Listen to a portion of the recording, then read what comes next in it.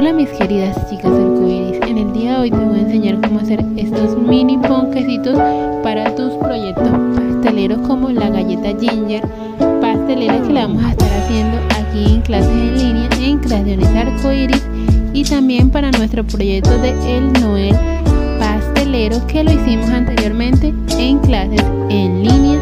Así que si no eres nuestra seguidora, te invito a que nos sigas y no te pierdas de nuestras clases en línea sin ningún costo. Así que comenta, comparte y síguenos para más tutoriales súper fáciles. Chaito.